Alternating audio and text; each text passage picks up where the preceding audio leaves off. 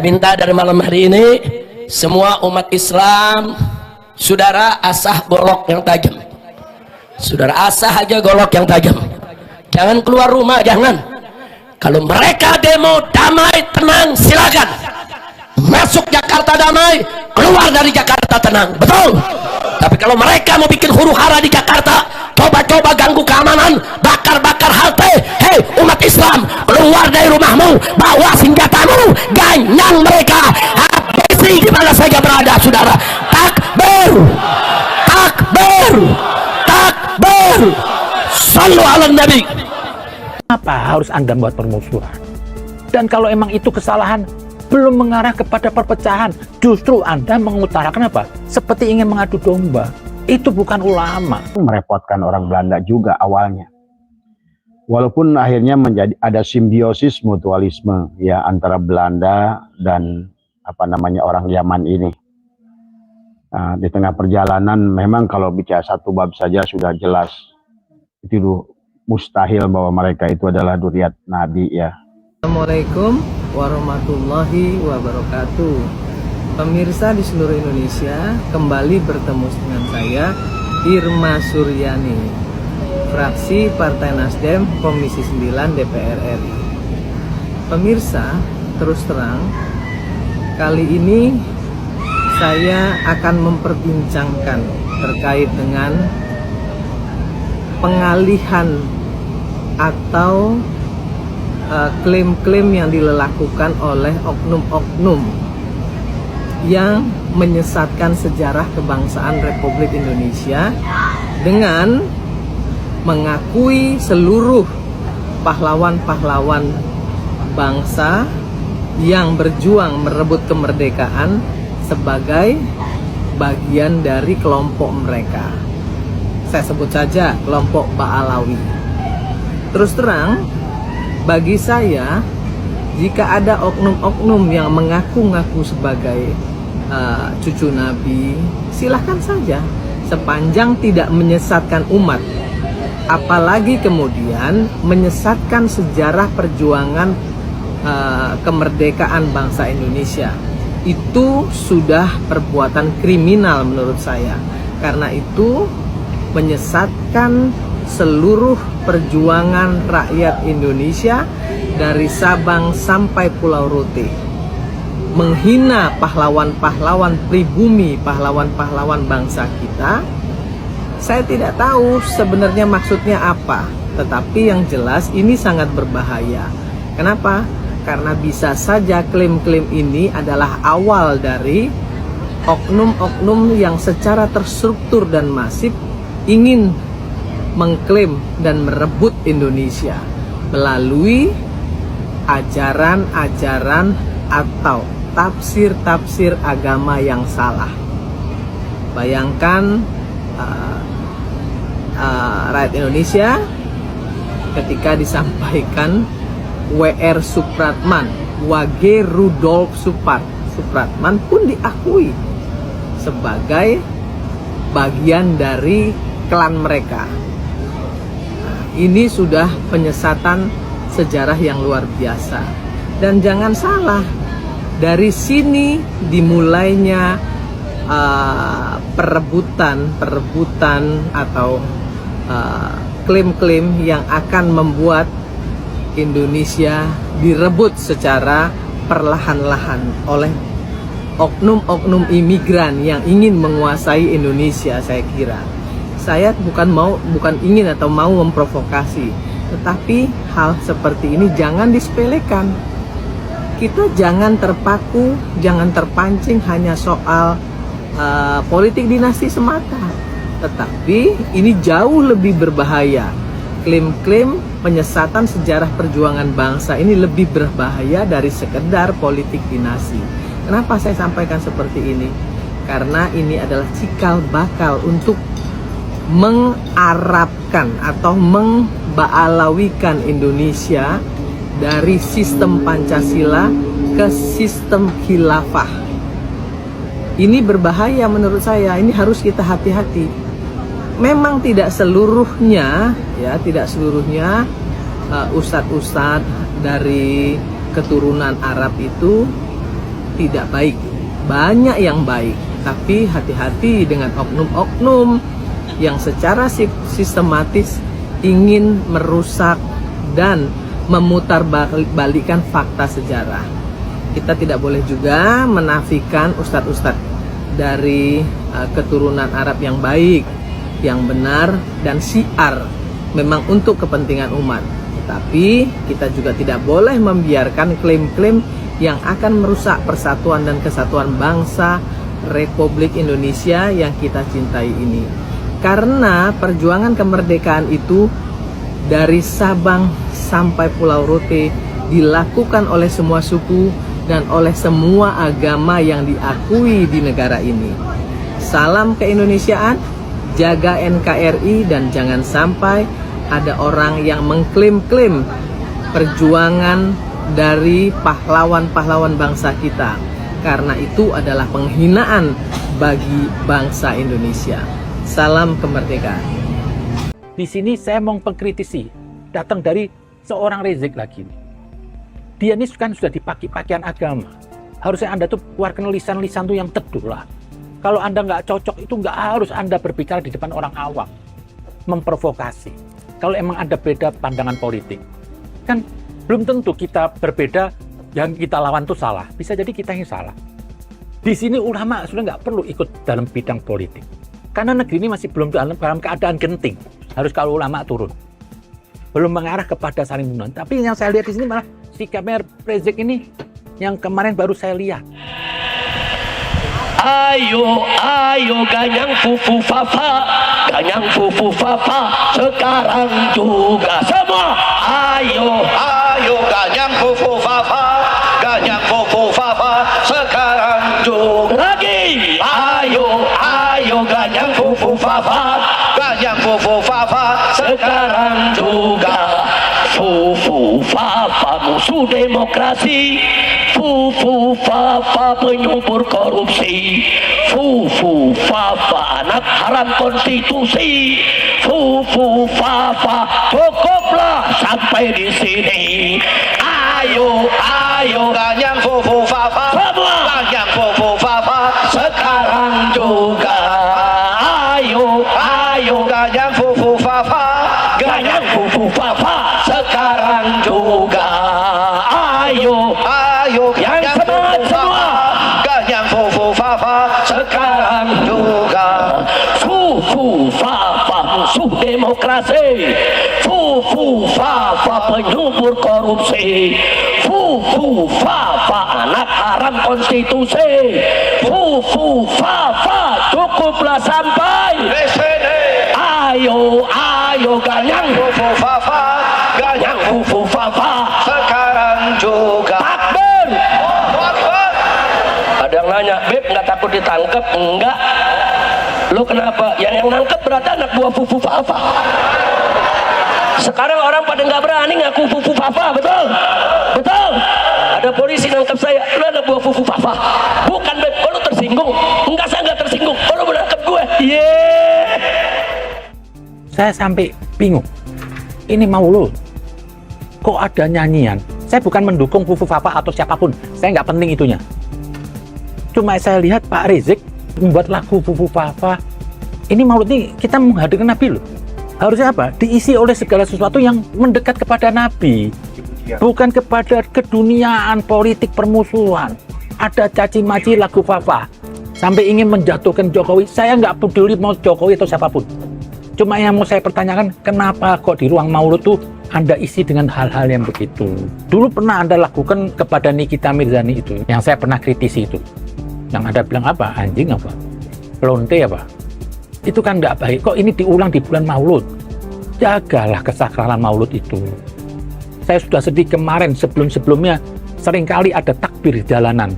Akhirnya takbir itu hilang kesakralannya. Takbir jadi yel-yel aja. Amarah orang apa?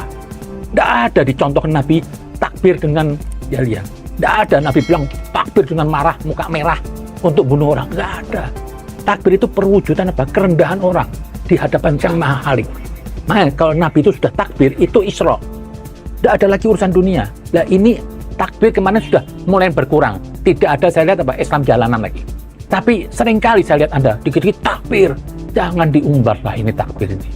Takbir ini suatu perkataan yang sakral. Dulu saya nggak pernah dengar ini. Dan tidak pernah dicontohkan oleh Nabi. Takbir di mana tempat. Ini harga yang mahal. Menggigil Rasulullah kalau dengan takbir itu. Sampai pernah suatu saat apa? Waktu Ali bin Abi Thalib kena panah, mau dicabut apa? Bilang sama istrinya, waktu dia sholat setelah takbir. Karena begitu dia takbir, Allahu Akbar, itu dicabut tanahnya nggak berasa. Kenapa? Sudah lepas roh sama jasadnya. Dia esok, itulah tingginya nilai takbir. Jadi begitu dia Allahu Akbar, tuh dia terbang kepada Allah. Tapi sekarang udah yel-yel. Lah, ini kemarin di Maulud saya lihat, saya sedih aja lah. Saya mau kritisi sisi keulamaan Anda yang Anda digelari seorang Habib. Anda punya pakaian, masa Anda perlu nyanyi fufu fakfa di Maulud? Itu udah ada ucapan keagamaan dan nasihat. Dan Anda mengajak orang supaya permusuhan. Kenapa harus Anda buat permusuhan? Dan kalau emang itu kesalahan, belum mengarah kepada perpecahan, justru Anda mengutarakan apa? Seperti ingin mengadu domba. Itu bukan ulama. Seorang ulama itu harus menjaga adabnya. Terkadang orang biasa itu kalau berbuat sesuatu itu, itu maklum, tidak apa-apa. Tapi bisa jadi haram buat seorang ulama. Contohnya, saya ngerokok di jalanan. Itu tidak apa-apa. Tapi kalau saya berpakaian keagamaan, sorban ini, ngerokok di jalanan itu bisa makruh. Karena nggak sepantasnya seorang berpakaian ulama, tapi perilakunya seperti orang biasa awam, rokok. Betul, rokok nggak dosa, tapi bisa dilihatnya nggak pantas. Atau lagi, dia teriak-teriak. Atau lagi, dia mengatakan dengan bahasa kasar. Anjing, itu haram itu. Tapi buat orang-orang biasa, tidak ada masalah. Itu yang membedakan antara orang yang dekat kepada Tuhan yang dibilang pewaris Nabi itu harus dia menjaga adabnya. Ilmu tanpa adab itu tidak ada gunanya. Ya itulah konsekuensi kalau Anda mau jadi seorang pendakwah atau ulama atau pendeta atau habib siapa aja. Harus menjaga. Karena jejak Nabi itu tidak pernah memprovokasi. Jejak Nabi tidak pernah ingin menjatuhkan orang. Nabi dengan cara santun. Nabi itu besar karena kasih sayangnya. Karena kesantunannya. Orang membunuh aja masih dinasihatin. Sampai ada satu kisah. Cucu Nabi itu Al-Husain yang di Karbala. Anaknya dibunuh di depan dia. Bukannya dicaci maki itu yang membunuh. Bukannya dikutuk. Justru apa? Dia merasa kesian kepada yang membunuh. Anda telah melakukan dosa besar. Bagaimana tobatnya? Kasihan sama dia. Dia telah melakukan dosa yang besar. Bagaimana azabnya? Tidak pernah mengutuk ini anaknya dibunuh. Apakah cuma kepentingan dunia? Politik? Apa kalau sampai ada seorang ulama yang ceramahnya itu mengadakan permusuhan, perpecahan? Bagi saya itu tidak ada pembenarannya sama sekali. Harusnya seorang ulama itu menenangkan. Kenapa? Tidak ada sesuatu hal itu bisa diselesaikan dengan konflik. Ditenangkan aja dulu. Oh, kalau nggak bisa, tetap dengan lisan yang baik. Tidak ada Nabi dengan cara kasar, apalagi dengan pedang. Nabi tidak pernah mendahului segala sesuatu dengan pedang. Nabi itu kalau sudah mengangkat pedang itu karena musuh sudah bawa pedang. Kalau nggak bunuh diri dong. Musuh bawa pedang, saya diem aja. Yaitu bunuh diri. Itu hanya untuk menyelamatkan. Jadi apa? Tidak ada. Kalau ada orang mengatakan Nabi dengan marah, muka merah. Nggak ada. Nah, gimana? Saya mau ngajak orang baik, marah-marah. Kan nggak mungkin. Kebenaran itu nggak membutuhkan marah. Mau kalau ada orang menyampaikan segala sesuatu itu dengan marah, katanya Ali bin Abi Thalib, itu ada maksud lain. Karena kebenaran tidak butuh marah. Saya ingin anak saya yang baik ya, besok sekolah yang pintar ya. Anak bangsat, kan nggak ada. Itu jadi ulama itu harus keteduhan, tawadhu, bahasanya halus. Orang ngajak permusuhan dia cegah. Itu ulama. Karena menenangkan itu lebih baik daripada mengompori. Tidak ada sesuatu masalah bisa diselesaikan dengan marah. Makanya kata Ali bin Abi Thalib apa? Orang marah itu adalah kegilaan. Kalau dia habis marah, gak sadar dirinya habis marah, berarti dia gila bener. Jadi marah itu tidak ada. Itu kegilaan di luar akal sehat. Orang marah kok tidak ada bisa dengan marah. Jadi kalau ada yang mengatakan Nabi pernah marah, nggak ada Nabi marah. Tidak pernah dia memikirkan dirinya. Terus menenangkan. Jadi salah kalau orang mengatakan Nabi itu membawa Islam dengan pedang, itu salah. Itu satu. Yang kedua, kemarin yang Anda mengeluarkan sikap, Anda keluar dari penjara, Anda selesai masa percobaan. Anda merespon, terus Anda tanggepin, saya berani matiin. Makanya Brigade 14, pimpinan Bang Cacang semua jawara, siapkan pasukannya. Laskar Islam, siapkan pasukannya. Ada ulama. Tidak semestinya orang mau berlaku jahat, Anda balas dengan ancaman, Anda balas dengan, saya lebih kuat. Nggak penting, buat apa menunjukkan kekuatan di hadapan orang-orang begitu. Cukup Allah yang tahu. Tidak ada sikap gitu, terus saya berani matiin. Saya mengkritisi Anda sebagai ulama, tolong dijaga. Harusnya Anda menentukan, saya mau dikatain orang nggak ada masalah. Saya diancam orang berapa kali, nggak pernah saya tanggepin dengan, ayo saya nggak takut. Enggak. Kenapa? Kalau saya ngikutin dia, berarti saya goblok. Kalau ada orang berlaku brutal, terus saya balas dengan brutal, berarti ini sama-sama brutal, dendam. Tapi kalau ada orang brutal, saya tanggepin dengan kebaikan, ini kemuliaan. Itulah Nabi. Tidak pernah Nabi merespon orang brutal dengan cara brutal, apalagi dendam. Nggak perlu Anda respon. Dan nggak perlu Anda khawatir, ini negara hukum. Nggak ada orang berani mengambil sikap aktivistik, mau ganggu orang lain, mau masuk penjara. Anda percaya kepada hukum. Saya ini kadang-kadang juga heran di negeri ini sekarang.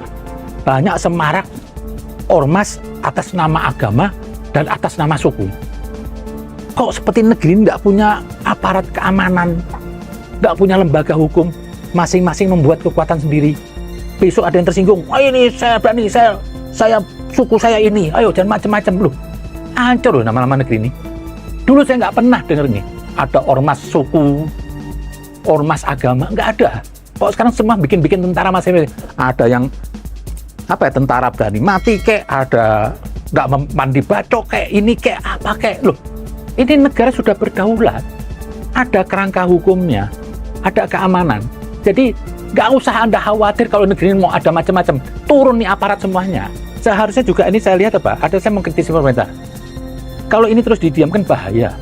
Jangan diberikan izin untuk ormas atas nama suku. Kalau atas nama kebudayaan monggo. Tapi kalau ini ini pecah loh negeri ini. Besok atas nama suku, sekarang atas nama agama. Kalau saya membuat ormas hanya untuk kekuatan fisik, saya melawan orang, ya berarti saya Islam serampangan udah. Tidak pernah Nabi itu mendahului kekerasan. Tidak pernah Nabi itu ingin menguasai wilayah. Jadi jangan dipandang Islam itu horor. Lah ini yang terjadi. Lah di situ saya lihat Pak Rizik, Anda merespon. Ini bukan akhlak seorang ulama. Diemin aja. Nggak perlu Anda terusik. Begini loh. Kita ini hidup nggak mungkin bisa diterima semua orang. Saya ini bicara nggak mungkin bisa diterima orang. Nggak usah saya. Nabi pun juga begitu. Biarkan orang dengan kebenciannya membenci. Nggak usah Anda paksa. Udah biarin aja orang membenci. Yang penting apa? Nggak mengganggu orang lain. Apa sih benci? Orang benci sama saya, biarin aja. Selama dia cuma benci ngomong, apa susahnya sih? Nggak perlu saya balas kebaikan. No. Justru punya nilai itu di situ. Orang jahat kita balas baik. Ini punya nilai kemuliaan. Sudahlah, saya pikir nggak semestinya Anda tuh masuk ke dalam hal-hal politik gitu. Politik ini bagi saya busuk. Besok Anda bela orang ini, bisa orang ini besok jadi musuh Anda. Itu berbahaya. Akhirnya apa? Di saat dia nanti nggak bener, Anda nggak bisa mengkritik dia. Sudahlah. Kenapa sampai ada riwayat hadis ulama itu tidak boleh mendekati partai-partai itu atau penguasa? Karena bisa akan jadi budaknya. Begitu menerima upah, akan dipotong lidahnya tuh. Besok nggak berani menjelekkan yang ini. Bahaya ini ulama. Mau nggak boleh terima upah. Sampai dibilang kalau ada ulama dekat ke penguasa, ragukan keimanannya. Tapi bukan berarti dia provokasi. Harusnya ulama itu menenangkan lah. Kalau ada penguasa yang nggak benar, kita kritik yang benar. Tak perlu di acara maulud tadi. Saya sebagai orang muslim, kok nilai kerasulan ini hilang tuh di maulud. Saya lihat gaya Anda tuh, saya sedih aja. Ulama tuh harus menjaga perkataannya. Kalau sekiranya perkataan itu membuat orang jadi amarah, benci, itu nggak boleh diutarakan. Dan tempat-tempat majelis taklim itu bukan tempat untuk mengadu domba. Harusnya apa? Membawa rahmat. Bagaimana orang datang ke majelis taklim itu pulang mbak ketenangan. Jadi jangan dibikin tempat-tempat majelis taklim, masjid itu untuk berbicara politik. Saya belum ketemu orang berbicara politik dengan baik. Orang ini semua ambisi politik hanya untuk kepentingan pribadinya. Dan nggak perlu juga Rizik mau merasa lebih suci. Semua ini sempurna, belum ada. Saya belum ketemu. Karena kalau kita mendekat kepada maksiat, ya kita kena dosanya. Makanya ulama itu harus berhati-hati supaya nggak dicap atau kecemplung ke dalam maksiat itu. Jagalah itu sorban Anda, jagalah itu gelar Habib Anda. Janganlah Anda berlaku gini. Nanti apa? Yang orang caci maki apa? Gelar Habibnya. Yang saya khawatir nanti apa? Gelar Nabi Muhammadnya. Masa di acara Maulud Nabi Muhammad terjadi perbincangan yang tidak membawa nilai baik? Harusnya apa? Maulud itu apa? Hidangkan sejarah Nabi. Orang lain bisa menikmati. Itu aja. Jangan dicampur-campur dengan urusan dunia ini. Itu aja. Mungkin ini saya dari hati yang baik. Saya ingin di negeri ini umat Islam itu damai. Tidak ada merasa lebih hebat, lebih mulia, atau permusuhan. Tidak ada gunanya. Agama itu cinta. Kalau Anda beragama dengan kebencian, lebih baik tinggalkan agama Anda. Terima kasih. Apa namanya, temuan buku baru ya, yang mana di buku ini adalah ditulis oleh apa namanya Huub de Jong, seorang penulis Belanda, di mana judulnya itu adalah Mencari Identitas Orang Arab Hadromi di Indonesia tahun 1900 sampai tahun 1950 ya. Kalau sebelumnya Abah banyak bercerita tentang hubungannya Belanda dengan Snoeck-Oorgrogne dan Habib Usman bin Yahya-nya. Pada buku ini dikisahkan tentang motivasi ya. Motivasi dari orang imigran Yaman datang ke Indonesia. Abah baru baca satu bab saja sudah kelihatan bahwa sesungguhnya mereka itu adalah orang-orang yang mencari suaka ya awalnya. Yang kemudian nanti di Indonesia adalah, walaupun awalnya membuat masalah buat Hindia Belanda ya. Karena mereka itu datang ke Hindia Belanda, yaitu ke Indonesia saat itu ya. Memang merepotkan orang Belanda juga awalnya. Walaupun akhirnya ada simbiosis mutualisme ya antara Belanda dan orang Yaman ini. Nah, di tengah perjalanan memang kalau bicara satu bab saja sudah jelas itu mustahil bahwa mereka itu adalah dzurriyyat Nabi ya. Karena kita lihat saja di sini mereka itu lebih daripada sekelompok orang yang mencari suaka ya. Karena disebutkan dalam buku ini, dalam tulisan De Jong ini, bahwa motivasi mereka datang ke sini adalah, saya bacakan saja, bahwa sesungguhnya para pendatang Hadromi yang meninggalkan jazirah Yaman ya selatan, mempunyai motivasi mencari kehidupan yang lebih baik, menyingkir dari masalah pidana dan perdata, menyingkir karena adanya pertikaian, peperangan, karena kemiskinan. Jadi yang sangat melanda adalah kemiskinan di Yaman saat itu. Ya, inilah yang membuat cikal bakal mereka, para lelaki orang Yaman ini bertebaran ya. Jadi kemudian masuklah mereka ke Indonesia ya. Kemudian nanti ada kaitannya dengan siapa? Dengan bagaimana peran Snoeck-Oorgrogne ya, di mana Snoeck-Oorgrogne ini memiliki, disebut di sini adalah bahwa memiliki peran ganda ya. Kenapa disebut peran ganda? Di satu sisi Snoeck-Oorgrogne ini kebetulan ditunjuk oleh Belanda adalah untuk mengurusi imigran-imigran dari Arab ya, awalnya tadi semua. Tetapi Snoeck-Oorgrogne juga membuat catatan-catatan kaki bahwa walaupun nanti di perjalanan Belanda menggunakan jasa mereka, tapi karena ini kan bicaranya 1900, tapi kalau di bawah 1900 baru kita ngerti bahwa yang Abah suka bahas tentang hubungan Snoeck-Oorgrogne, Habib Usman bin Yahya. Kalau di sini ini sudah mulai masuk ke dalam ranah Robito Alawiyah dan Al-Irsan ya. Jadi 30 tahun sebelum kemerdekaan ya. Ternyata betapa berkali-kali orang karena nanti itu sahabat, ternyata pendatang mereka ke Indonesia itu adalah dari Yaman itu dengan 4 kelompok ya. 4 kelompok. Yang pertama ada yang ngaku sebagai Sayyid ya, ada yang nanti ada yang mengaku sebagai Syekh, kemudian ada yang disebut Qobili, ada yang disebut Masakin. Jadi di Yaman sendiri saat itu memang orang Yaman ini mengenal istilah kasta. Jadi yang disebutkan Sayyid oleh mereka, yang sekarang begitu sampai Indonesia mengaku sebagai Habib, ya, itu juga nanti dijelaskan di sini adalah sebagai Sayyid, ya. Walaupun nanti mereka hanya dilarang oleh orang-orang Arab, ya, yang dari Hijaz, mereka dilarang menggunakan gelar Sayyid dan Syarif, ya. Nah ini, ya. Nah, ada peran ganda dari Senokor Gronje di sini adalah bagaimana dia berperan, walaupun dia menggunakan mereka, tapi mereka memberikan catatan kaki kepada pemerintahan Hindia Belanda bahwa mereka itu adalah licik, mereka itu nggak jujur, ya. Termasuk nanti ada beberapa fakta, ya. Jadi, nah, karena ini berupa buku, ya sahabat, jadi mohon maaf barangkali saya akan bacakan aja potongan-potongan yang saya tandai, ya. Nah, secara resmi ternyata juga saya baru tahu di sini, ya. Jadi ketika pemerintahan Indonesia silih berganti berkontribusi saat itu, pada masa Presiden Abdurrahman Wahid, barulah warga Hadromi memperoleh status hukum sebagai orang Indonesia. Jadi betapa kurang ajarnya para habaib ini kepada Abdurrahman Wahid, padahal ternyata yang sebelumnya statusnya pada zaman Bung Karno mereka disebut adalah orang Indonesia bukan asli dalam kependudukannya. Tetapi pada saat pemerintahan Gus Dur kita tahu beliau adalah orang yang baik, ya, dan bahkan kepada Cina pun beliau mengakomodir, ya. Maka mereka menjadi warga negara Indonesia, seolah-olah mereka yang sebelumnya adalah kita juga belum tahu ini, baru tahu saya. Sebelumnya itu mereka disebut oleh dalam catatan buku mereka, ya, paspor mereka orang Indonesia bukan asli, ya. Tapi kemudian zaman Gus Dur lah mereka diakui sebagai penduduk WNI, punya KTP Indonesia, seolah-olah punya paspor Indonesia dan lain sebagainya.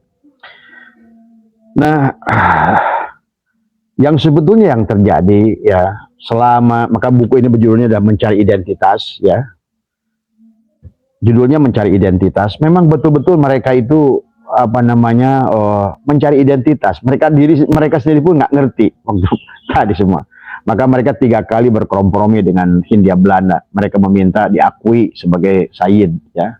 Mereka diakui sebagai keturunan Nabi, dan mereka minta privilege itu tadi. Nah, cuma kan kemudian oleh Belanda digunakan karena mereka punya keinginan, maka Belanda menjadikan mereka adalah golongan kelas kedua setelah golongan Eropa, ya. Karena mereka menganggap bahwa kita ini adalah orang-orang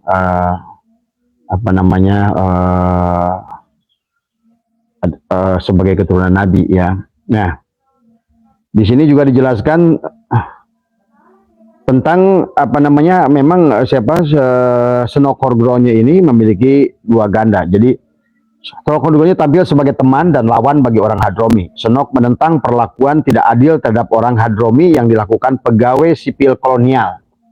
Jadi pada awalnya mereka itu memang merepotkan. Mereka kayak TKW datang aja ke Indonesia gitu di awalnya tadi semua. Ini kelompok tahun 1900. Beda yang sebelum Abah ceritakan.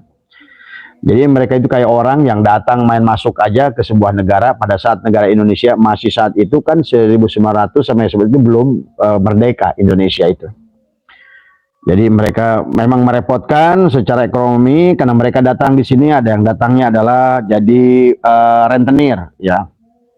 Di sini banyak dijelaskan nanti, ya sahabat, ya. Kemudian dijelaskan di sini.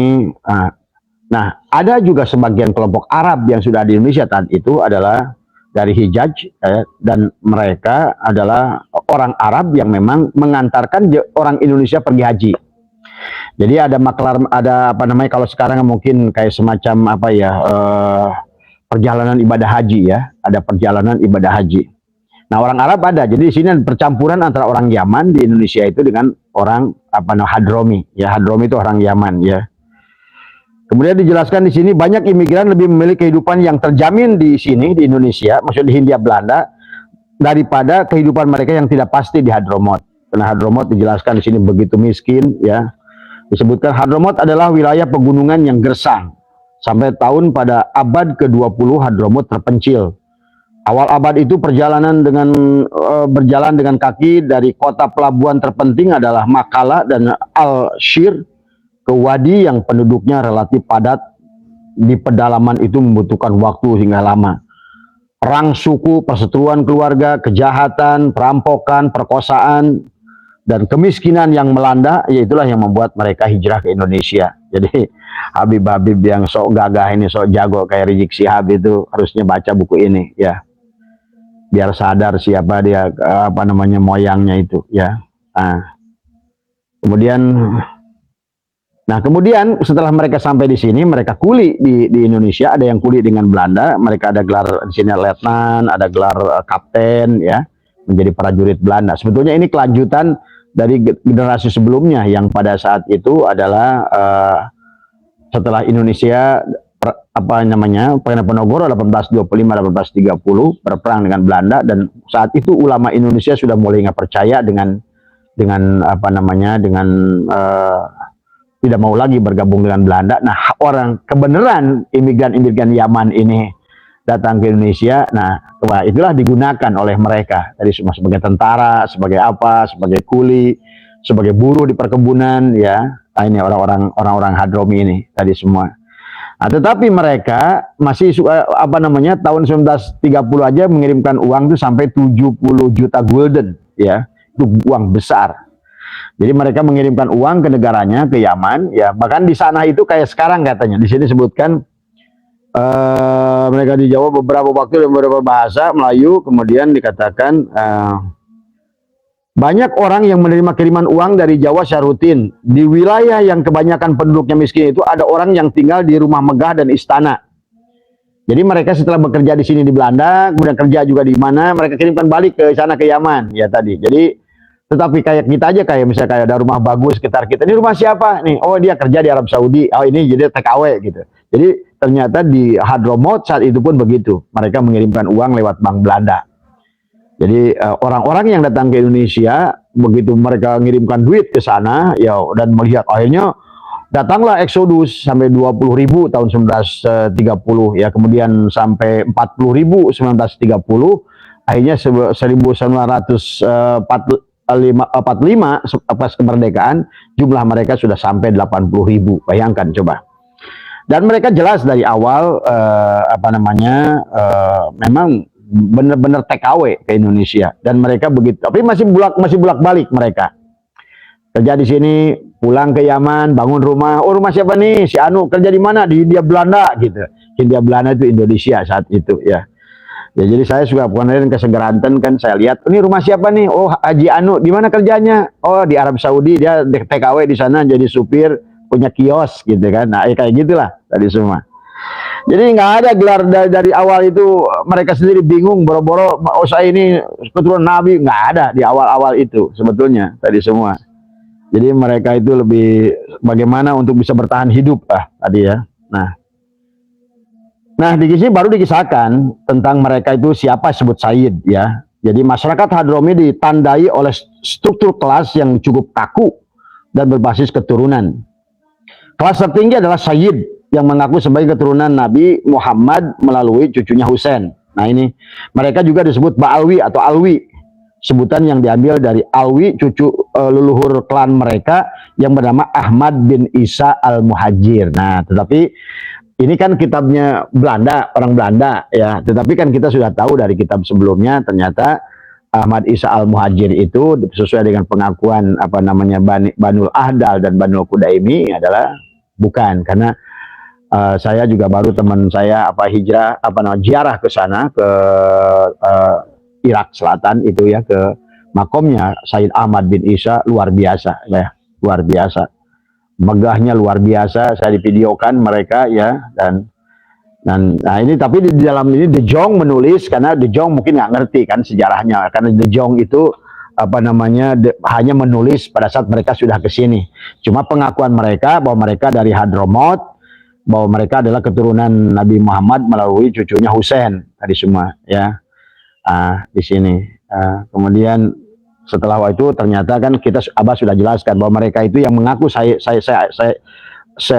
Ahmad al-Muhajir itu adalah Sayyid Isa itu ternyata adalah bernama Muhammad bin Sulaiman kan, yang apa namanya, orang Irak, yang pada saat Sayyid Ahmad yang asli pergi ke Irak Selatan, dia malah hijrah ke mana, ke Hadramaut. Di Hadramaut ngaku sebagai Sayyid Ahmad ya, Al-Muhajir, digelarilah Al-Muhajir, yang nanti 9 Hijriah nanti oleh Habib Ali Syakron dibuatlah makam ya 500 tahun kemudian. Nah ini, jadi ini di sini hanya De Jong hanya menceritakan tentang mereka, jadi mereka nggak ngerti bahwa mereka itu asli atau tidak asli ya, karena bukan urusannya mungkin bagi penulis Belanda tadi semua ya. Nah, secara garis ini rombongan yang datang ke Indonesia itu adalah ada 4 kelompok dari bangsa Yaman itu. Ada yang disebut Sayyid, ada yang disebut Syekh, ada yang disebut Qobili, ada yang disebut Masakin.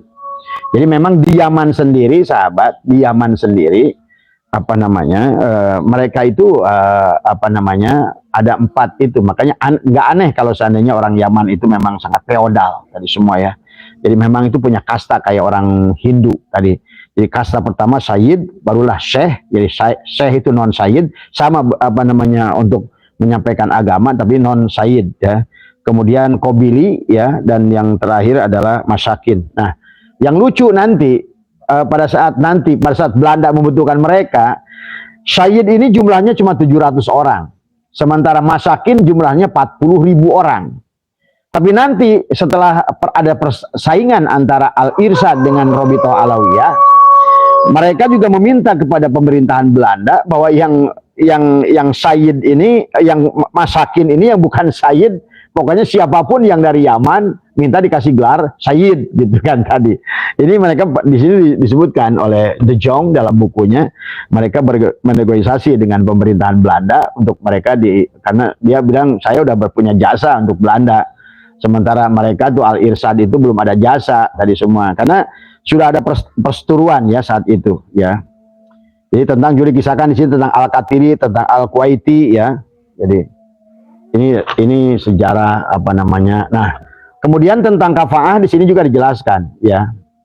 Jadi orang yang mengaku Sayyid yang tadi jumlahnya hanya 700 orang itu ya dari Yaman ya, sementara sisanya itu adalah orang Masakin, sebetulnya orang Yaman asli yang miskin tadi saat itu yang ikut kepada Sayyid ini. Padahal Sayyid dan juga Sayyid palsu kan, Sayyid palsu ya tadi. Mungkin di buku ini mereka nggak ngerti karena sejarahnya berbeda. Kita buka dari kitab ini kan, dari tulisannya orang Belanda tadi semua.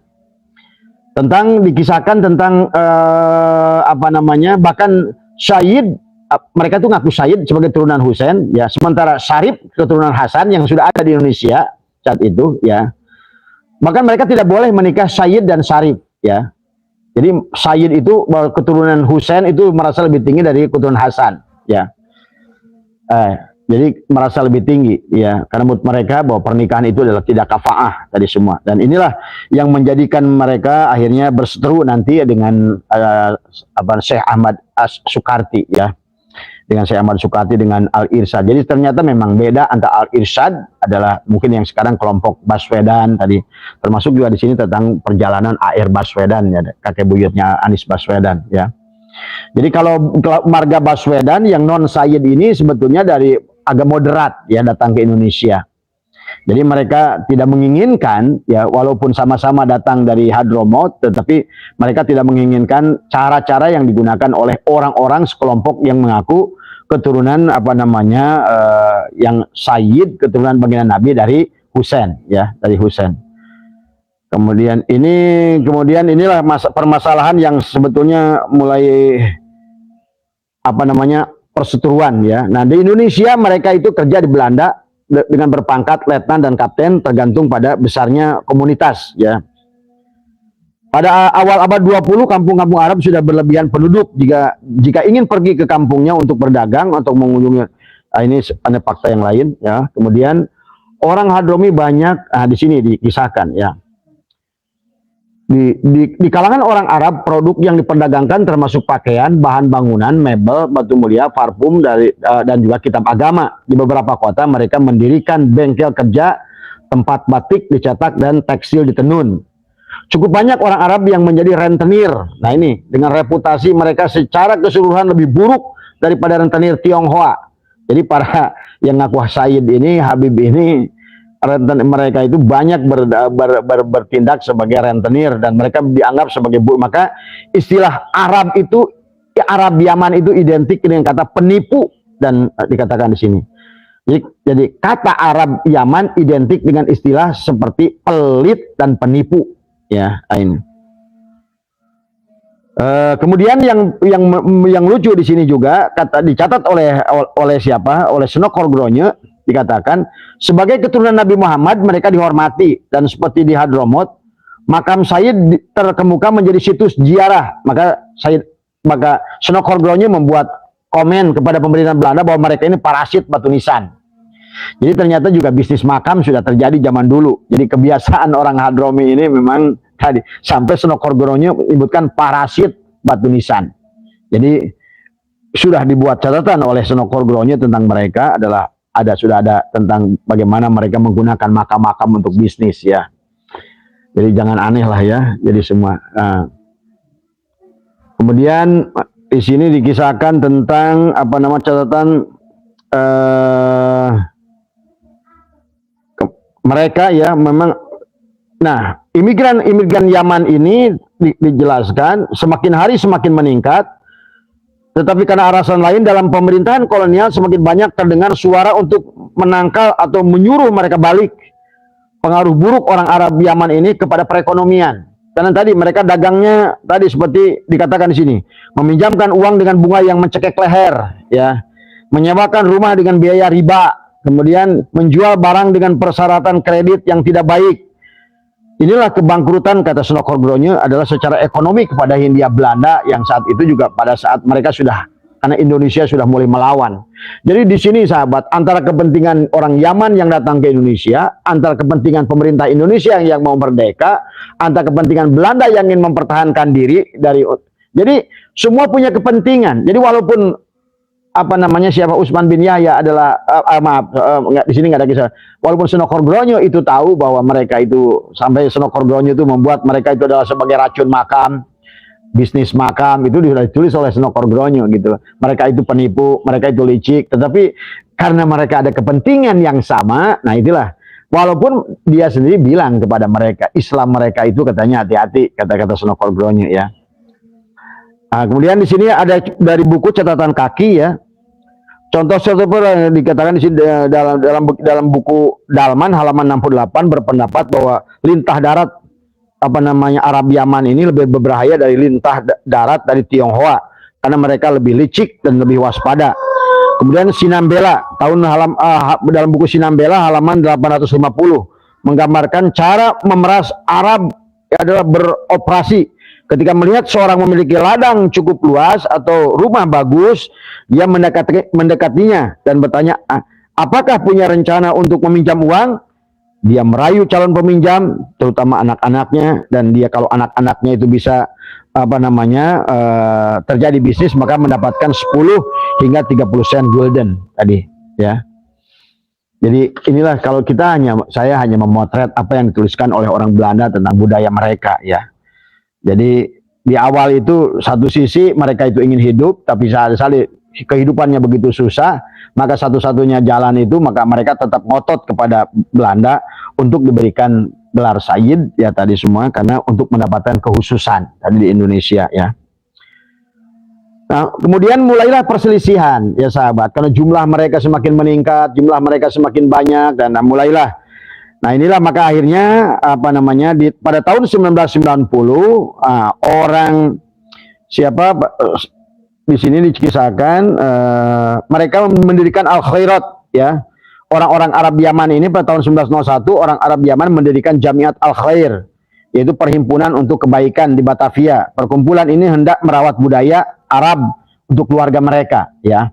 Yang nanti mereka itu berkumpul dalam Robito Alawiyah yang kita tahu dia berdiri 1928, ya.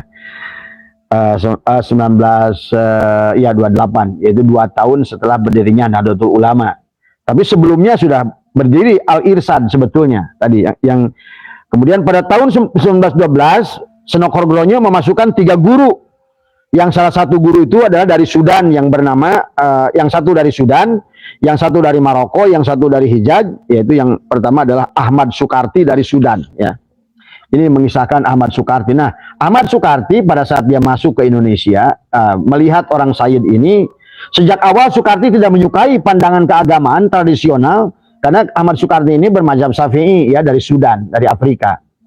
Maka cara-cara mereka menurut mereka adalah para habaib ini berbenturan ya, berbenturan dengan banyak mazhab Syafi'i, termasuk masalah pernikahan, kafaah dan lain sebagainya, pengkultusan yang berlebihan.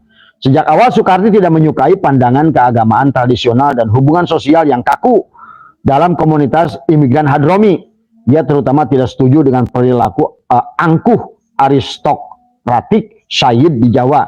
Sukarti pengikut adalah Muhammad Abduh dan Rashid Ridho. Sementara Syekh Ahmad Sukarti ini adalah pengikut Syekh Muhammad Abduh dan Rashid Ridho, adalah modernis Mesir yang ingin menyelaraskan pengalaman Islam dengan tuntunan zaman dan mengajarkan kesetaraan secara mukmin. Pandangan Sukarti segera menimbulkan pembicaraan panas di kalangan Habib Yaman tadi semua ya. Ya inilah antara Al-Irsyad dengan jadi kalau sekarang ini sebetulnya panasnya saat itu pun hampir ya mungkin seperti sekarang tadi semua, di mana sekarang adalah yang menolak Ba'alwi adalah sebagai duriat Rasul. Nah, Ahmad Sukarti juga begitu di sini, karena menurut dia aneh perilaku mereka, karena Ahmad Sukarti itu baru datang dari Sudan dan dia adalah lulusan dari Arab Saudi, dan dia yakin seyakin-yakinnya mustahil orang-orang ini adalah Sayyid. Maka Ahmad Sukarti tetap tidak menerima mereka ya. Nah kemudian seperti kebiasaan mencium tangan, mencium kaki, dan ini memang sudah dikisahkan di sini ya. Ahmad Sukarti tidak mau hal yang demikian. Nah ini ya. Kemudian dijelaskan lagi di sini mulailah perseteruan, perbedaan pendapat menimbulkan periode panjang permusuhan antara dua pihak. Ya kayak sekarang aja mungkin panas nih antara yang menolak Ba'alwi dan yang menerima Ba'alwi.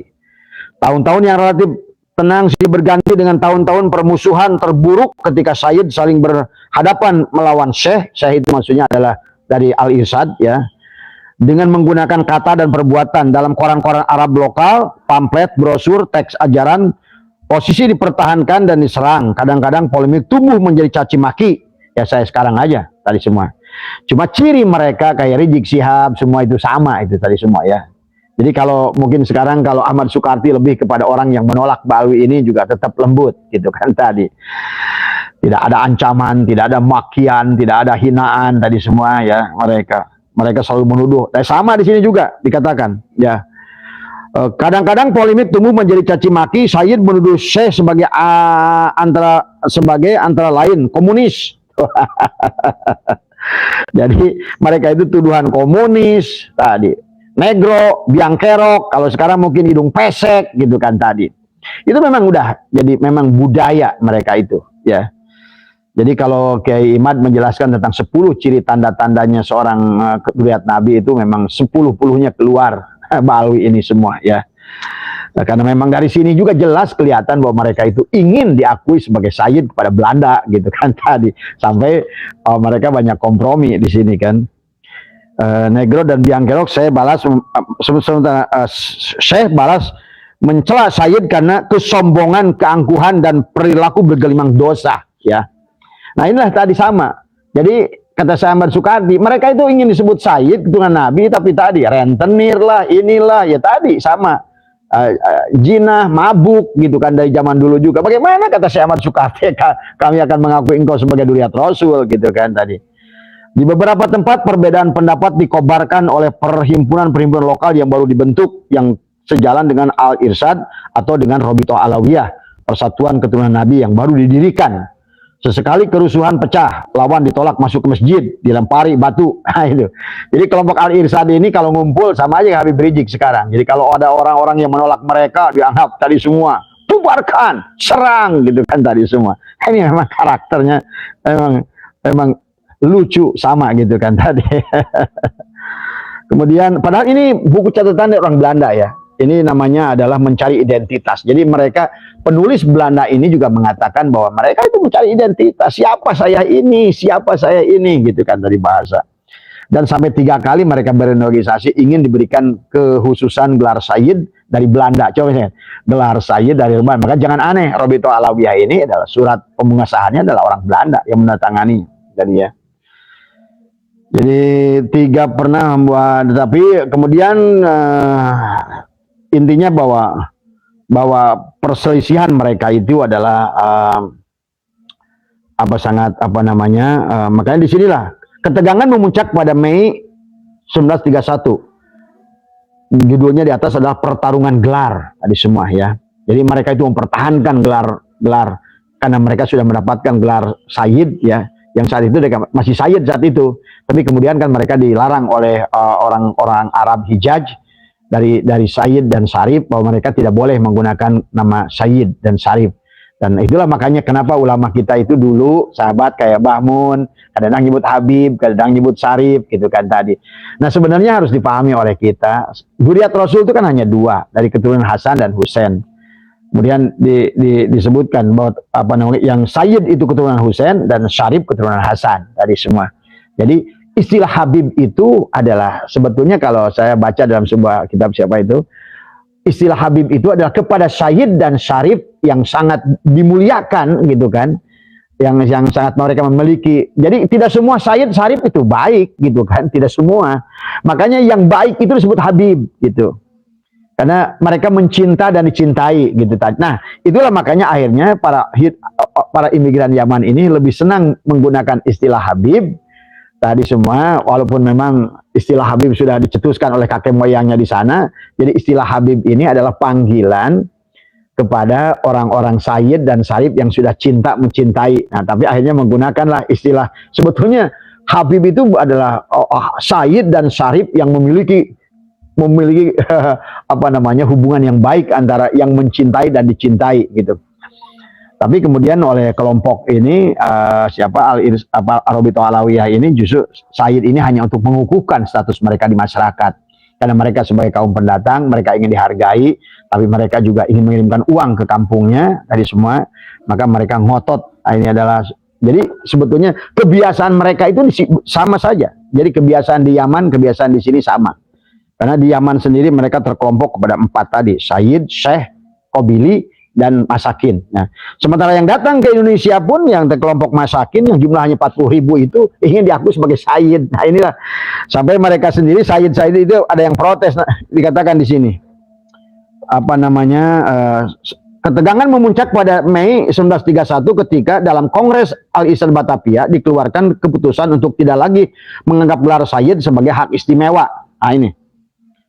Jadi Kongres antara pemerintahan Belanda saat itu dengan Ahmad Sukarti, karena Ahmad Sukarti ini datangkan oleh siapa? Senokor Gronye kan ke sini. Karena tadi untuk membereskan nih imigran Yaman yang merepotkan gitu. Ternyata bukan hanya pemerintah Indonesia, pemerintahan Hindia Belanda juga repot oleh mereka itu. Karena tadi dan mereka itu bisnis enaknya, rentenir dan apa semuanya dan tadi semua.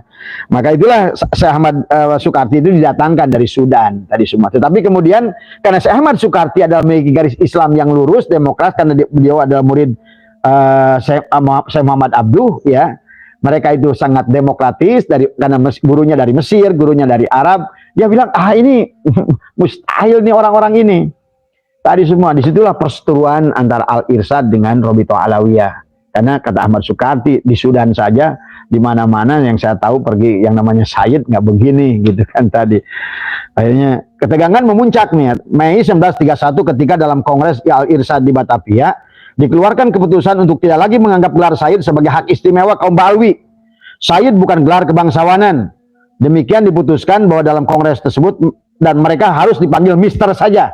Panggil Mister, Sir, Tuan, Monsieur. Diakui bahwa di beberapa wilayah Arab istilah Sayyid juga digunakan untuk menyebut orang yang dihormati dan dermawan. Tapi dalam faktanya mereka adalah kebalikannya.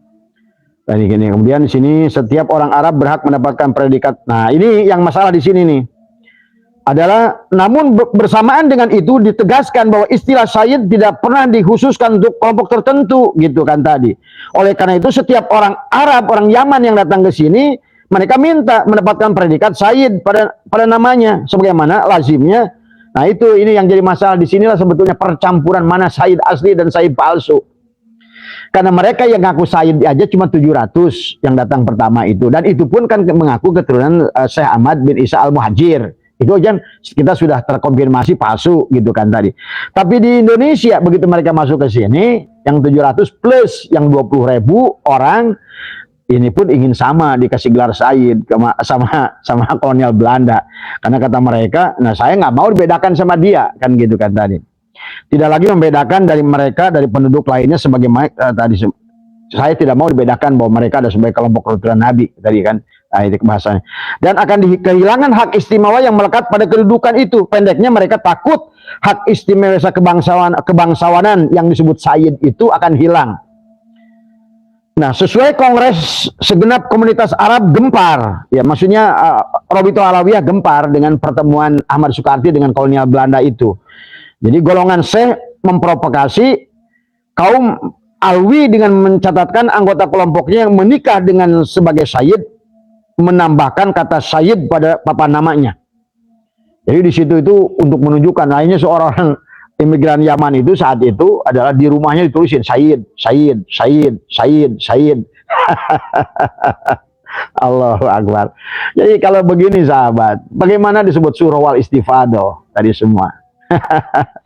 Bagaimana mereka itu bahwa sebagai duriat Rasul itu sebagai surah wal istifadah. Surah wal istifadah apa? Tahun 1920-30 aja nggak jelas catatannya, nggak jelas statusnya. Mereka sendiri memohon 3 kali kepada Belanda tentang gelar Sayyid itu. Coba yang memohonnya kan ke Belanda tadi semua ya. Dan itu juga awal bahwa Robito Alawiyah itu berdiri karena memang awalnya juga untuk menampung imigran Yaman kan tadinya juga. Tapi awal-awalnya mereka damai-damai saja di sini. Kemudian yang 700 yang berasal ngaku tadi dari sananya Sayyid diikuti dengan kelompok masakin yang jumlahnya 20 ribu, yang kemudian nanti 40 ribu, nanti kemudian 80 ribu. Mereka juga minta hak prerogatif yang sama. Dia bilang kita juga kan sama dari Yaman, dan makanya dipasanglah apa namanya sesuai kongres ya, mencatatkan anggota kelompoknya yang menikah dengan Sayyid, menambahkan kata Sayyid pada papan nama di rumah mereka dan memperkenalkan diri mereka kepada orang luar sebagai Sayyid nih Sayyid gitu tadi. Ah, ini ya, kayak sekarang lah tadi. Pada 10 Juni, beberapa minggu setelah Kongres Al-Irsyad, Robito Alawiyah mengajukan petisi kepada Gubernur Jenderal untuk meminta perlindungan hukum atas gelar Sayyid. Tolong dong, lindungi gitu. Kita kan kurang gimana untuk udah membantu Belanda, untuk membantu apa gitu kan. Tolonglah dilindungi ini. Jangan sampai gelar Sayyid ini semua orang yang datang dari Yaman ngaku Sayyid gitu kan tadi ya. Untuk mendukung permintaan tersebut, perhimpunan ini menyebut peraturan perpisah di bidang-bidang seperti pernikahan dan hukum waris yang berlaku untuk keturunan Nabi di kalangan penganut mazhab Syafi'i, mazhab yang diikuti oleh hampir seluruh Muslim Indonesia saat itu. Ya memang ada beberapa hal ya sahabat, walaupun mereka itu adalah ngaku duriat Nabi, tetapi sesungguhnya apa namanya banyak hal-hal yang keluar dalam fikihnya itu dari Syafi'iyah ya. Ini beberapa catatan, baru 1 bab yang Abah baca ya tadi semua, baru 1 bab ya.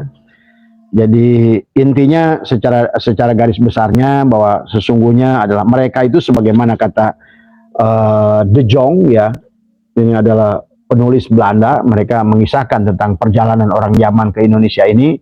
Memang dari awal juga bukan kata Habib Taufik Assegaf bahwa kita ingin mencetak ulama tadi semua ya.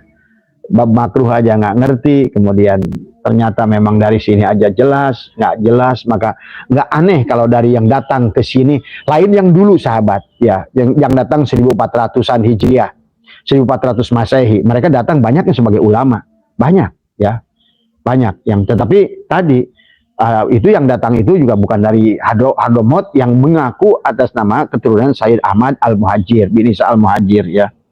Tetapi yang dari angkatan 1900 ke sini, ini memang jong semuanya. Ini kebanyakan jong ya. Jadi yang datang belakangan ini jong, kosong tadi semua. Mereka hanya orang-orang yang mencari suaka, orang-orang yang mencari ekonomi. Mereka hanya TKW ke Indonesia. Karena saat itu Hindia Belanda pada saat menjajah Indonesia adalah namanya di Eropa kan. Sementaranya Belanda sendiri kan, waktu saya datang ke Belanda ke sana gitu, waktu Saya ada museum di sana, mereka dikisahkan tentang VOC ya. Sebetulnya mereka datang ke Indonesia itu juga, Belanda itu juga karena tadi mereka disebut Holland kan, Holland itu dari Holland, tanah yang rendah. Jadi Jerman Barat, Jerman Timur, semua Eropa itu posisinya tinggi. Jadi Belanda itu kalau musim hujan kerendam semua. Itulah kenapa akhirnya mereka menjadi Amsterdam tadi semua. Dan untuk biaya untuk mendamnya itu adalah Belanda mengirimkan uang ke sana. Jadi Belanda cari duit untuk mendam negeri mereka tadi semua. Sebetulnya kata orang sana yang guidance-nya mengatakan, sebetulnya niat kami ke sana itu nggak menjajah tadi semua. Cuma begitu datang ke sebuah pulau adalah kosong, kemudian masyarakat begitu lihat senjata takut, gitu kan tadi. Nah, itu awal Belanda di Indonesia. Padahal mereka itu cuma hanya 2 kapal saja tadi semua. Sebenarnya kalau dipukul sama beberapa orang penduduk aja udah kabur mereka itu. Tapi karena bawa senjata, tinggi putih, mungkin bagi orang Indonesia adalah heran, ini makhluk dari mana ini kayak begini gitu kan tadi. Karena belum ada mereka, oh ini rupanya begini tinggi putih gitu dan lain sebagainya, dan bawa bedil lagi gitu kan tadi. Dan dia buktikan bisa nembak, itu kan nembak jarak jauh itu waktu itu masih mengagetkan gitu kan tadi. Nah inilah kan banyak orang-orang yang tadinya tidak punya niat, maka kejahatan itu bukan karena niat pelakunya tetapi ada kesempatan ya. Nah demikian pula yang Abah lihat kisah tentang Mbak Alwi ini adalah karenanya ada kesempatan. Pada saat tahun 1900 Indonesia dalam masa perjuangan, pergerakan. Nah di sini itu lebih banyak sebetulnya lebih dengan Jepang. Nanti bagaimana peran-peran mereka dengan Jepang ya. Jadi tidak banyak dikisahkan tentang Habib Utsman bin Yahya di sini. Jadi lebih banyak mengisahkan tentang pendirian Robitoh Alawiyah dengan Al-Irsyad yang ingin menjelaskan tentang siapa orang Yaman ini, sehingga Al-Irsyad sama mungkin kayak sekarang Ahmad Sukarti dulu itu sama dengan Kiai Imaduddin sekarang. Karena beliau adalah seorang ulama, Ahmad Sukarti itu kata dia ini mustahil. Saya ngerti seorang sayyid yang syarif, yang sayyid yang duriat yang benar gitu kan tadi. Itulah perseteruan ya.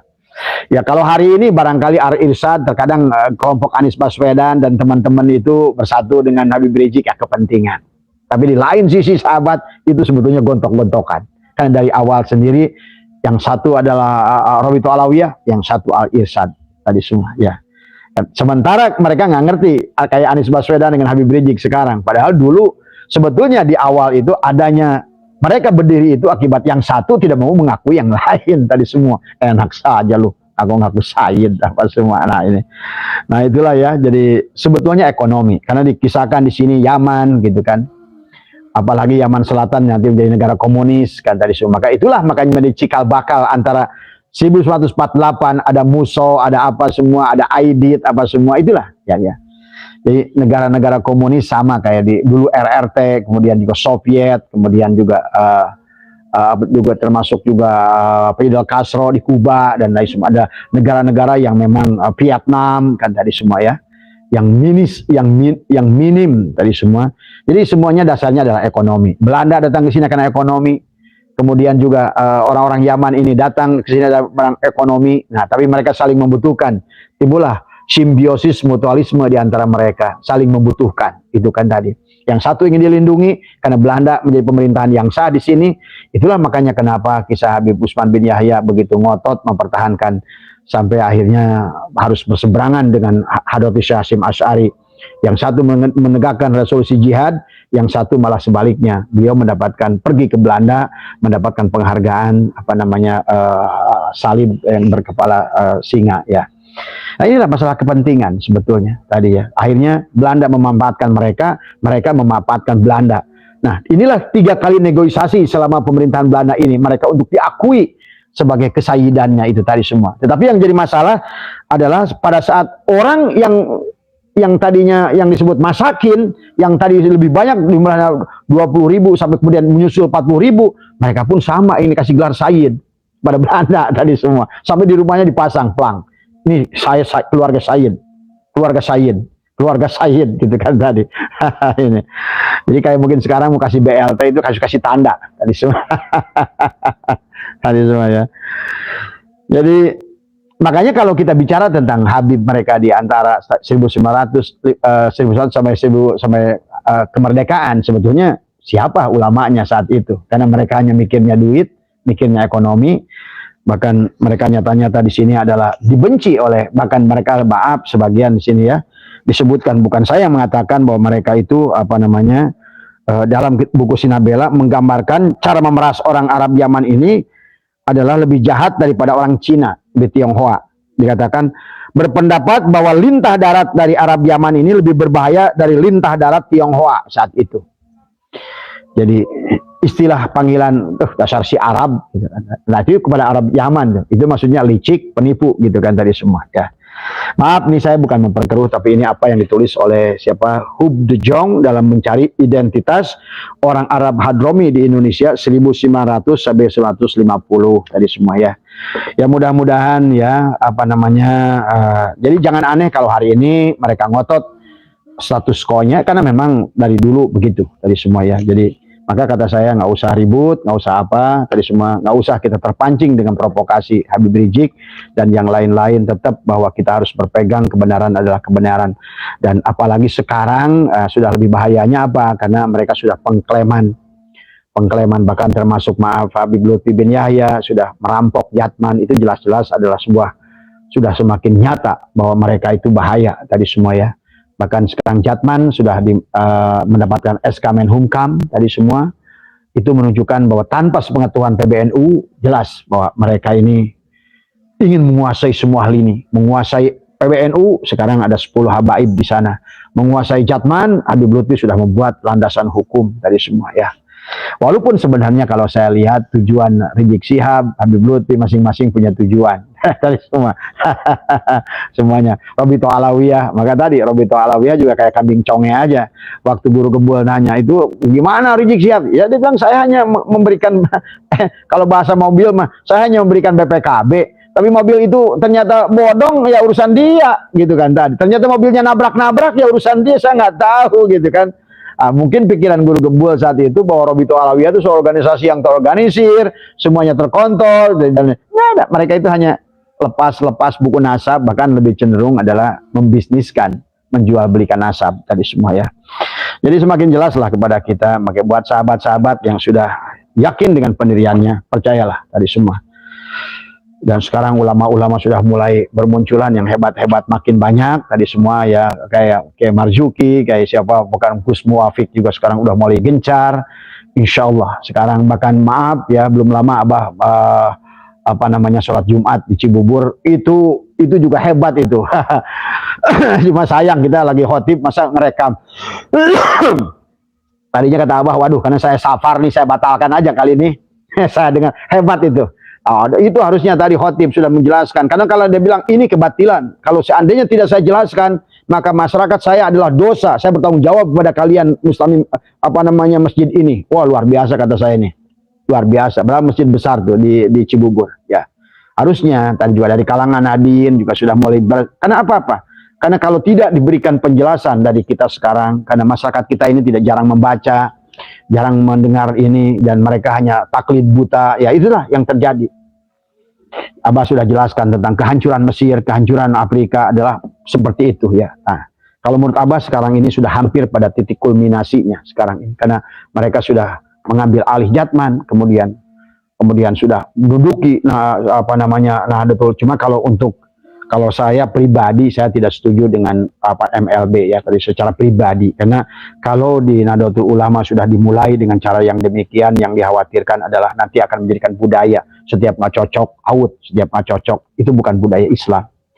Jadi kalau menurut saya kecuali KLB untuk Jatman, karena memang secara ini Habib Lutfi bin Yahya itu sudah selesai sebetulnya dari tahun 2023 sudah, sekarang ini demosioner keadaannya. Jadi sebetulnya PBNU harus mengambil alih itu tadi semua. Tadi walaupun silakan Habib Lutfi, berarti nanti akan ada 2 Jatman. Toh dulu juga ada Jatman, ada Jatmi kan tadi semua ya. Dan kalau menurut saya Kiai Halwani adalah orang yang paling mumpuni, yang paling ngerti sejarah ya tadi semua. Saya setuju kalau beliau yang akan menjadi ketua Jatman. Insya Allah Jatman ini akan kembali lurus tadi semua sesuai pada perjalanannya. Karena Kiai Halwani adalah termasuk adalah pengurus, adalah pelaku, adalah pengamal, insya Allah akan lebih tidak ada kepentingan lain-lain tadi semua ya. Tapi kalau yang sekarang kan wah terlalu banyak kepentingannya ya. Itu saja barangkali ya sahabat, ini saya baru satu bab membahas tentang Buku Mencari Identitas Orang Arab Hadromi di Indonesia, ya, karangan Huub de Jong, seorang penulis Belanda. Saya kalau penulis Belanda itu percaya. Kenapa? Saya nggak percaya dari kitab-kitab Robito Alawiyah, karena jelas jeruk makan jeruk. Saya juga nggak mau terlalu dengar kitab orang-orang yang dari awal sudah benci kepada Habib. Saya juga nggak mau, gitu kan tadi.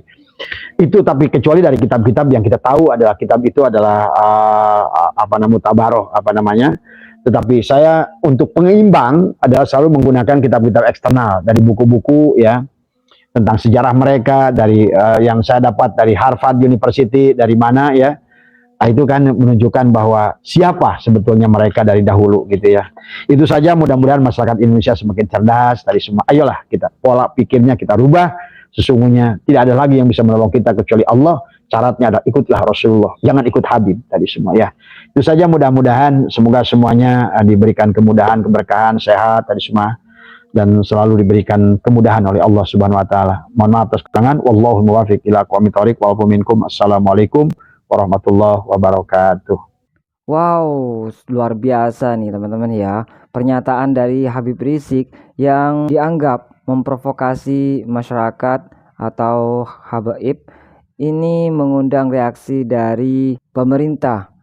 Dan kita sudah simak bersama pemaparan dari salah satu fraksi DPR yang sangat menyayangkan oknum-oknum yang membelokkan sejarah serta mengadu domba antar masyarakat Indonesia.